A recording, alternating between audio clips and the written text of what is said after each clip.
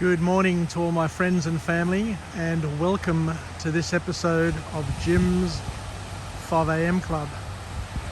It's an overcast morning up here at Fingal Bay, and as you can see, the wind has died down. It's low tide, and I'm going to go for a walk all the way over there to the Spit just to examine whether or not it's crossable or not. I was up on Mount Tomaree yesterday, and at low tide, which is just about now, it looked like you could probably get across the water. It looked like it was about ankle deep, but the only way to really know is to go and find out. So I'll head across now, and on our walk and talk, what I'll do today is go through a book summary. Another book summary, as we traditionally do here on Jim's 5 a.m. Club, where we can hopefully learn something new, incorporate it into our daily schedules, into our inventory of life hacks, and see if we can better ourselves in any way, shape or form. So the book summary that I've chosen to deliver today is entitled Anxiety at Work, by an author named Adrian Gostic. And it's just starting to sprinkle a bit, so thank God I've got my umbrella. I'll pop it up shortly and make sure that I stay dry, keep my notes dry as well, and continue my journey across to the Spit. So Adrian, in his book, kicks off his text with a interesting quote where he says that great cultures share information daily, even hourly. So it's all about communicating. It's all about making sure that we're all on the same page when it comes to information, to link us all together, to bind us all together. And the author then goes on to say that when you're running a business, and I remember years ago when I worked for Advantra, we had a CEO named Craig Cameron, and things were changing very rapidly in the IT industry in the 90s. And he said that whenever you're in an environment of rapid and dramatic change, you need to communicate and over-communicate to each other so that, as we said before, that we're all on the same page. So the author here reminds us that it's far better to prevent issues rather than to have to deal with them and to deal with their consequences, because issues have first, second and third level consequences. It's never simple. A problem never starts off and has a simple outcome. There are first, second and third level consequences that most people can't even conceptualize, let alone solve. So what the author here is suggesting from a productivity perspective is that you're far better off preventing problems, preventing issues, rather than having to deal with them. So one of the biggest issues that people face, and this is a real eye-opener, this is really profound, and it's something that may help others, because I found it very, very profound as a point. And he said that one of everybody's biggest issues that they face in life is that of uncertainty.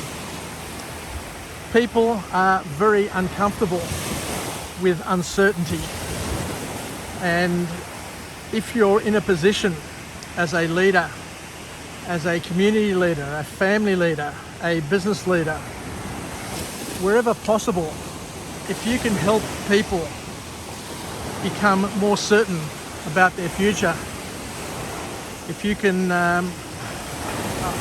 deliver a certain amount of certainty to people, then you're going to be solving one of their greatest challenges, one of their greatest problems in their lives, because uncertainty about the future is what causes anxiety. And people are stressed to the max because they suffer from anxiety. It's still raining, so I'll keep the umbrella up. So people are stressed to the max because they're living in their futures, worrying about their futures. And this is where the author in this book makes this valuable point, that if we're able to manage uncertainty, if we're able to limit the things that happen that create worry and anxiety, then we're well on the way to living and expressing a better life.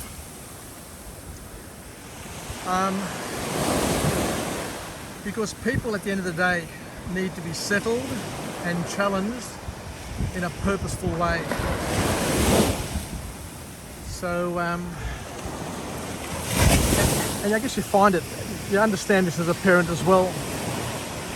It's important to settle children, because if they're unsettled, then they're going to cause a lot of problems. So dealing with uncertainty is a very, very key issue. Anyway, so the first formal point, so we're getting on to the formal points here of this book.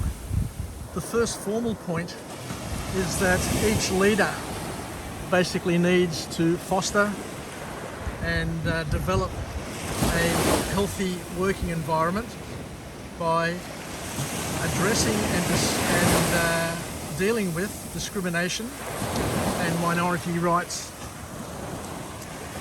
So once again, as a business leader, as a person who has authority within a business or within a work environment, the job of a manager is to make sure that the environment is as fair and as undiscriminatory as possible, according to what Adrian mentions in these texts. Just bear with me, I'm just changing hands. I've got an umbrella, I've got an iPhone, and I'm just trying to balance both of them at the same time. So society has no doubt dramatically changed, as we all know, and people are far more vocal these days about their problems and their issues. And that is good in one way, but on the other hand, it's also not good, because what it does is it causes unsettlement. It destabilizes a family, a work environment, because if everybody's unhappy and if everybody is continually whinging about their problems and not necessarily doing anything about it themselves, then that's going to cause a ripple effect across your entire business, and before you know it, everybody will be unhappy and you won't know where to start in order to solve the recurring issues. But the author also mentions something here that we're all aware of, is that in this new world that we're living in,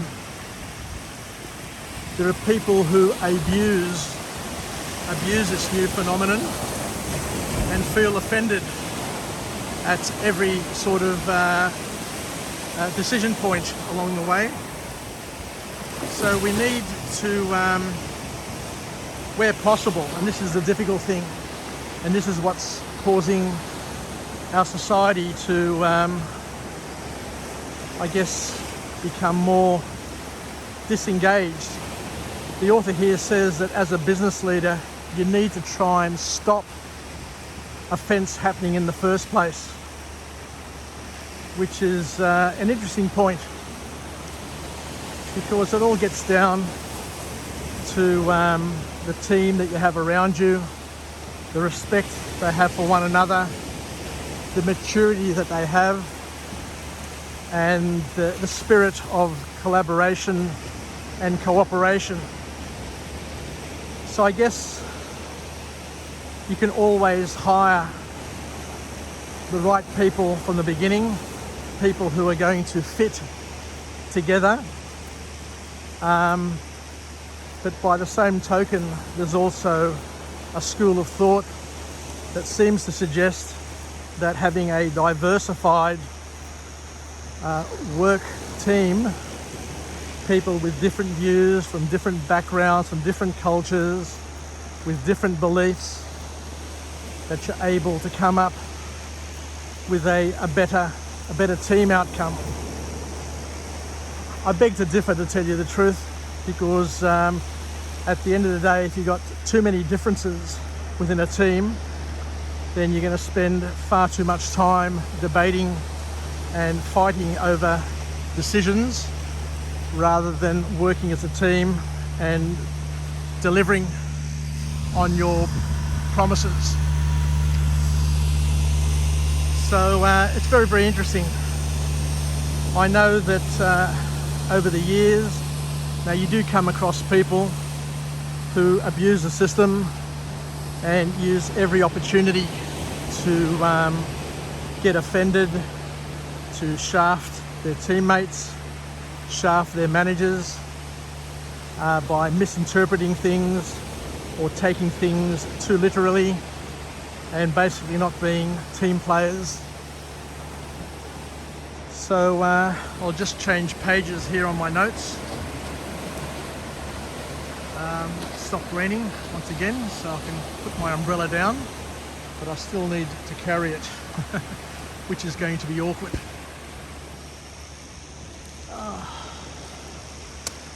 Okay, so the author here talks about the importance of following up on all conflicts.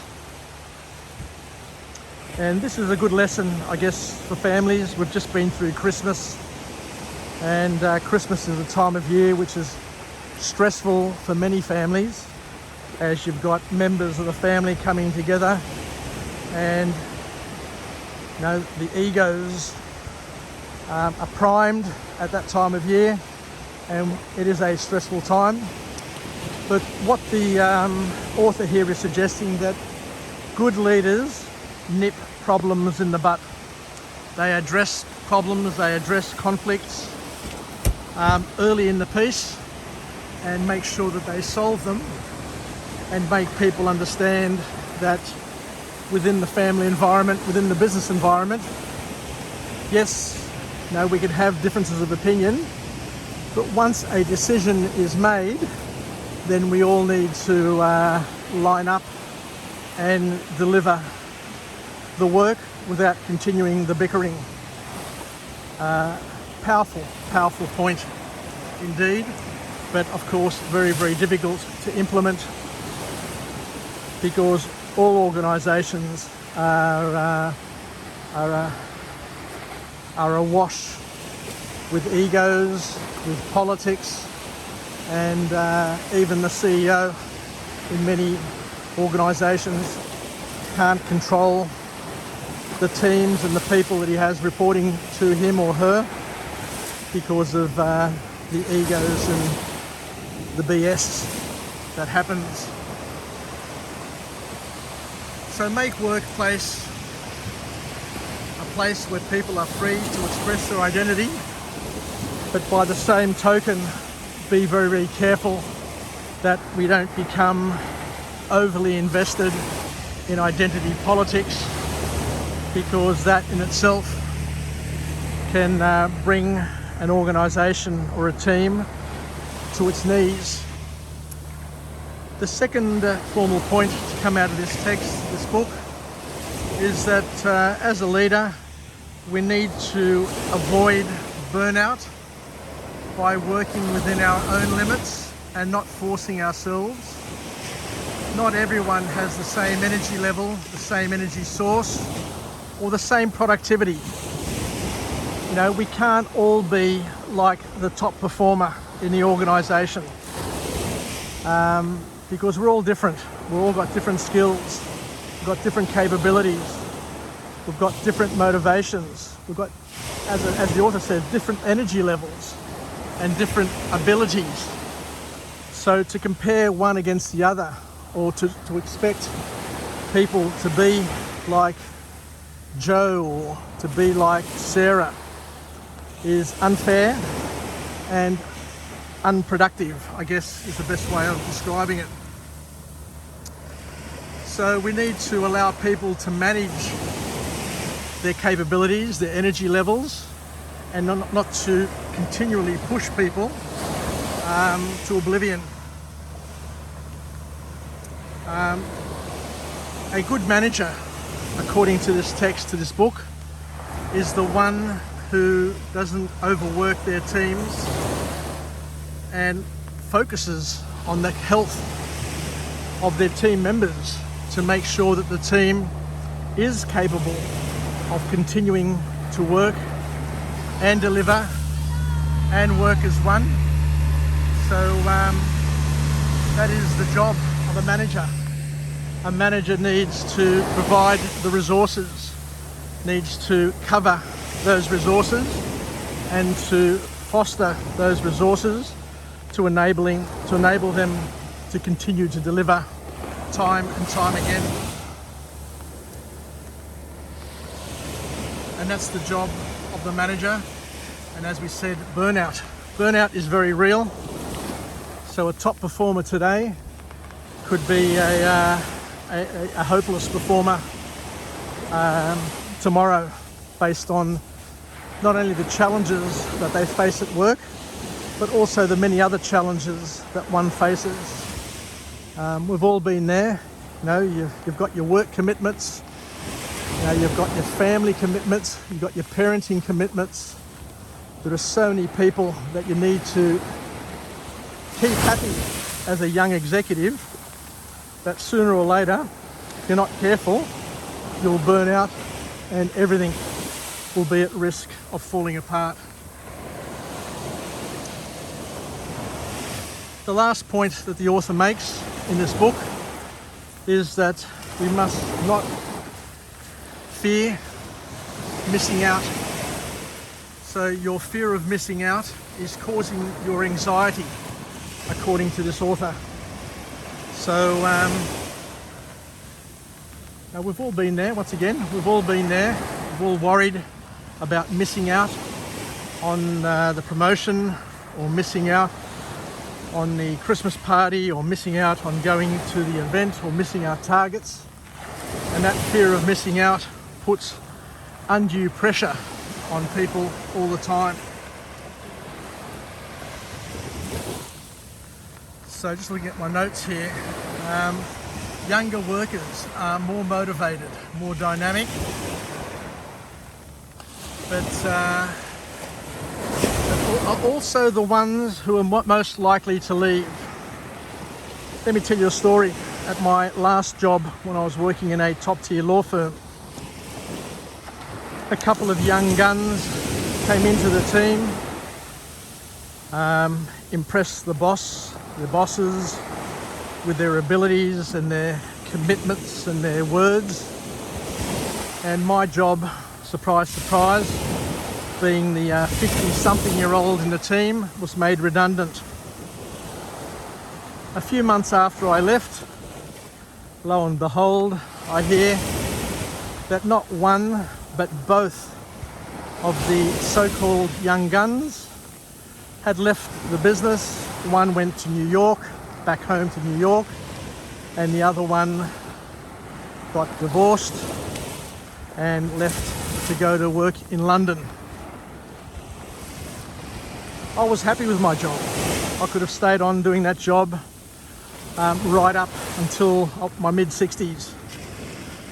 But because of the politics, because of the games, my job was made redundant, my role, and the two people who were working ended up leaving anyway.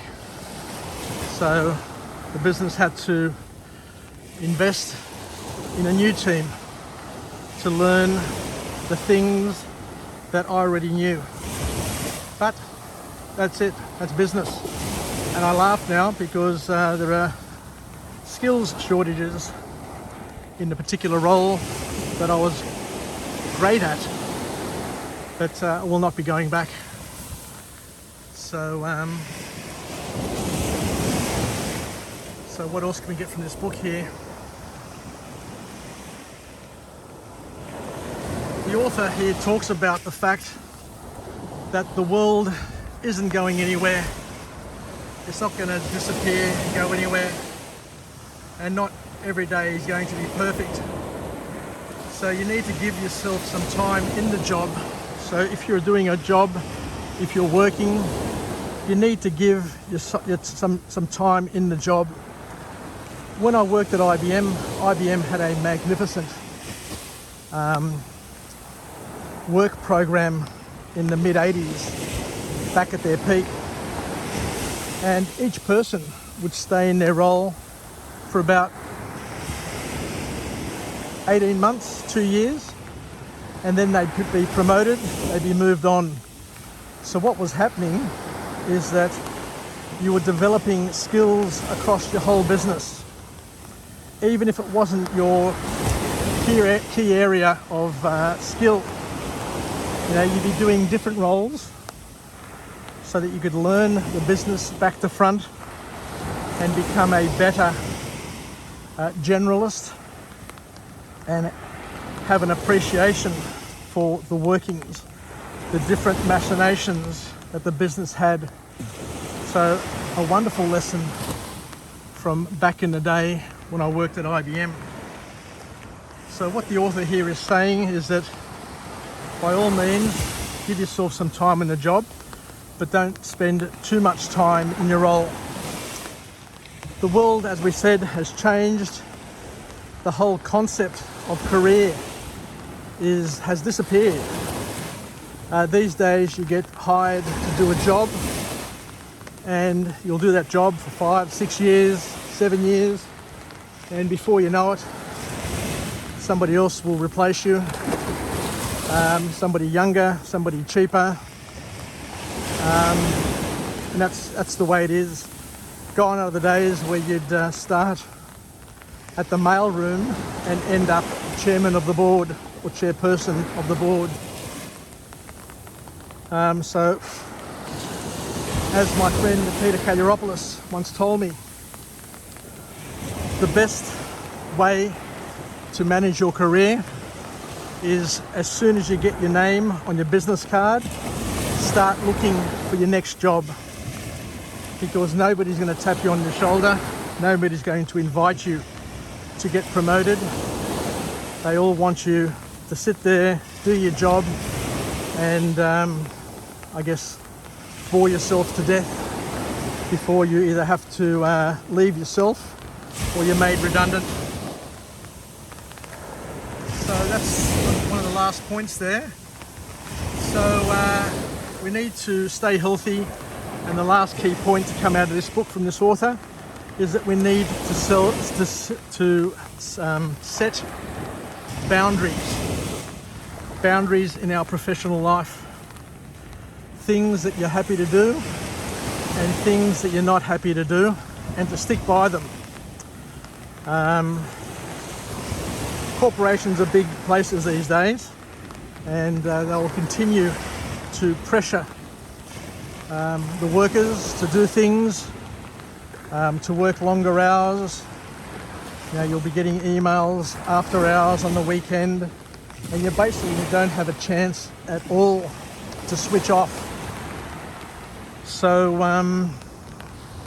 the message from this author is that you need to set boundaries and to stick by them, because by not sticking to the boundaries, you're inviting people to abuse you, to get you to work on projects in hours which are not fair to you or your family.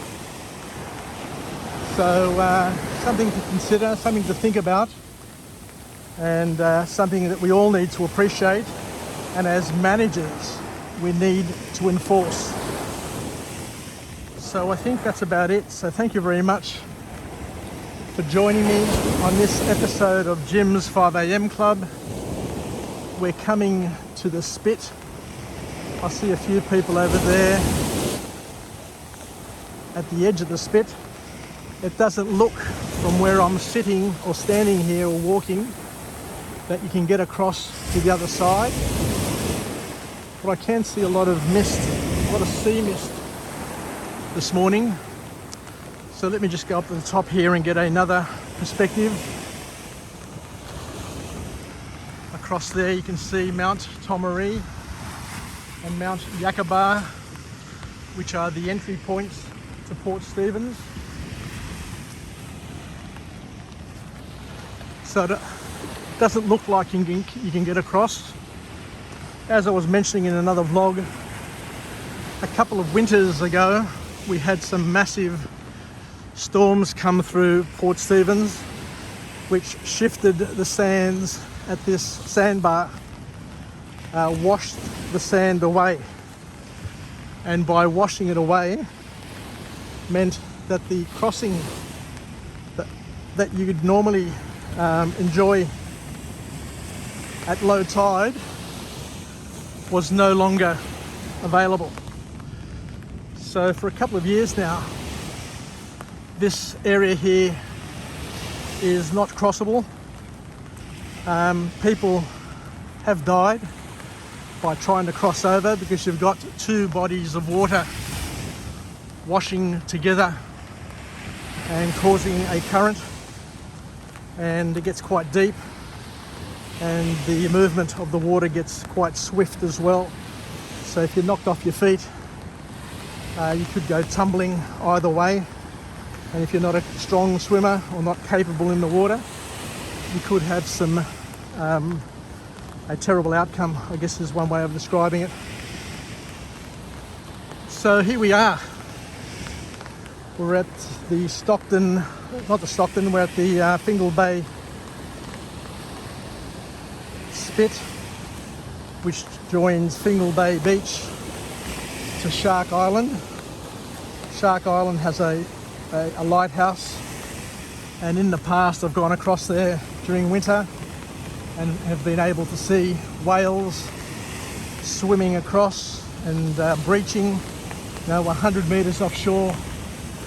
So it is very, very beautiful. But as you can see, it's still inaccessible. A number of years ago, I think probably about 4 years ago, my granddaughter was 4 years of age, about 3.5 to 4 years ago, I was walking along this spit area here, and I found this magnificent large seashell, bigger than the size of my hand. And I decided, rather than take it back and give it to my granddaughter, that I would take it and bury it there on the other side near the track which goes up and around to the lighthouse. But with the view of coming back with my granddaughter when she was older and she could understand, and surprising her with a magnificent shell. Now I've got two granddaughters, so I'm still looking forward to the opportunity where I can come here, and this spit area is all sand, so I can walk across safely with the granddaughters and go and uncover that treasure which is just over there on the other side. But time will tell, time will tell. Anyway, it's raining. Thank God I've brought my umbrella. It was pouring earlier. And I just want to finish off and say thank you for joining me on this episode of Jim's 5am Club, where we went through a wonderful book a wonderful book and entitled Anxiety at Work, and we learnt a few things about what good corporations do, good managers do to protect their teams, to enhance their teams, and to bring out the best in their work environments. So looking forward to coming to you again from a different location with a different message of empowerment, where we can share some OPE, other people's experience, and learn what works for other people, and to combine it with the slithers of reality that we have been able to build and develop and inherit in our lives, and marry it up with the OPE, the other people's experience, to broaden and deepen our horizons and hopefully become better business managers, better parents, better family members, and better community participants. Anyway, we've got people surfing out there as well. I've never seen people surf here before, but there's a first for everything. There's another person on another wave getting up, and he just jumped off. Anyway, happy Sunday everybody. Wishing you all a happy 2022, and I can't wait to hear the outcome of the Novak's Djokovic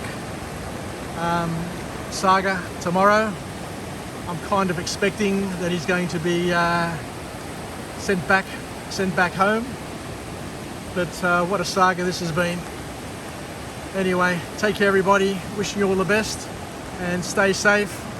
And let's hope that we can get on top of COVID-19 in 2022 and look back in years to come and have it as a memory, a distant memory, and something that we've solved and gotten on top of. Yasas, bye for now. Until we chat again. Ciao.